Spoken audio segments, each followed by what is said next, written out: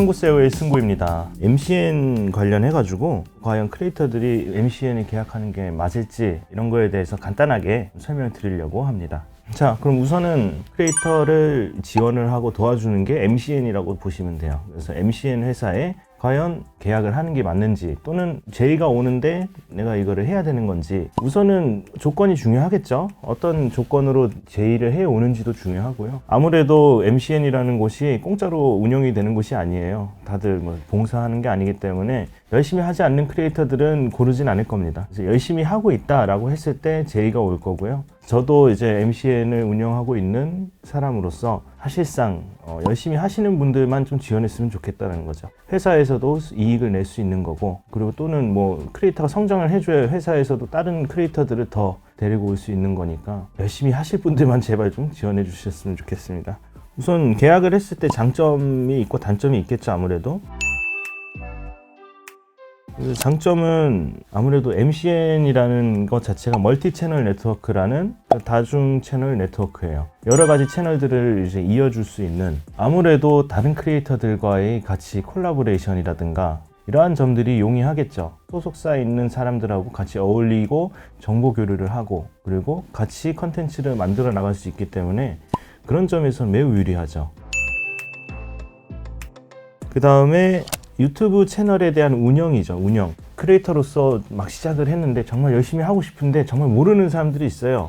정말 아무리 열심히 해도 정말 누가 봐도 재밌다고 하는데도 보는 사람이 없는 경우가 있어요. 그거는 우리가 이렇게 세세한 부분들을 몰라서 그러는 거죠. 운영에 대해서 채널을 어떻게 관리를 해야 되는지, 또는 어떤 단어를 써야 되는 건지, 마케팅을 어떻게 해야 되는지에 대해서 아예 모르는 거예요.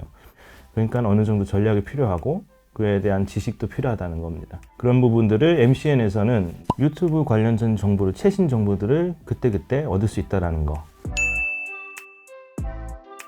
아무래도 이런 유튜브 채널에 대한 전략을 얻게 되면은 구독자 상승으로 이어질 수밖에 없죠. 그런데 이제 구독자가 올라가면서 어떤 이벤트라든가, 또는 각 구독자들 또는 이 댓글들에 대한 반응, 이런 것들을 어떻게 해야 될지 고민할 때도 있어요. 함부로 얘기를 했다가는 또 망할 수도 있는 거고, 이런 부분도 조언을 얻을 수 있는 거고.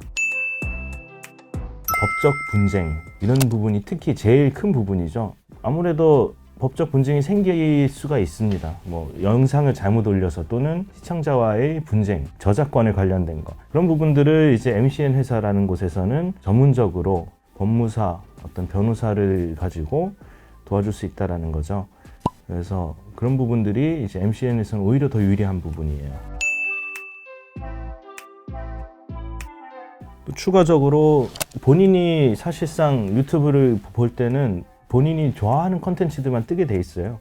문제는 모든 사람들이 그런 것만 좋아하는 게 아니에요. 그런 부분들을 상담을 할 수 있는 거죠. MCN 회사나 이런 곳에서 각 뭐 매니저도 있을 거고, 기획자도 있을 거고, 아이디어를 받을 수도 있는 겁니다.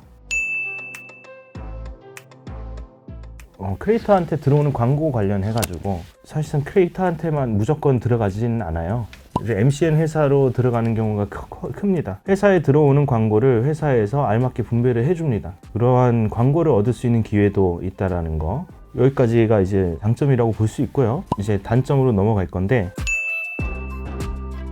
컨텐츠 관련해가지고 물론 MCN 회사에서 많이 껴들어서 좀 컨텐츠를 조정하는 부분이 있을 수도 있지만, 뭐 법적인 문제가 될 수 있는 부분, 또는 유튜브 컨텐츠상 문제가 될 수 있는 부분들을 MCN 회사에서는 지적을 해줄 수 있기 때문에, 그런 부분들을 이제 지적받거나 좀 잔소리 듣는 것 같다라는 부분이 싫으면은 오히려 계약하지 않는 게 나을 수도 있죠.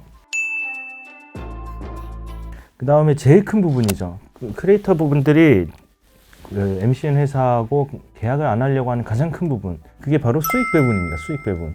오히려 소규모일수록 그 수익 배분 때문에 MCN 회사하고 계약을 하기 싫어하는데, 그 이유가 그 비율이 은근히 큽니다. 어떻게 보면 3대7, 또 크게는 5대5. 어떻게 MCN 회사가 관여를 했느냐에 따라서 그 비율이 달라지는데, 그런 부분들이 싫을 수밖에 없죠. 그런데 이제 그런 부분들도 어떤 수익선이 좀 넘어가게 되면은 이제 세금 문제가 생겨요. 그런 세금 문제까지도 해결을 해주는 곳이 이제 MCN 회사거든요. 그런 부분들이 좀 편하고,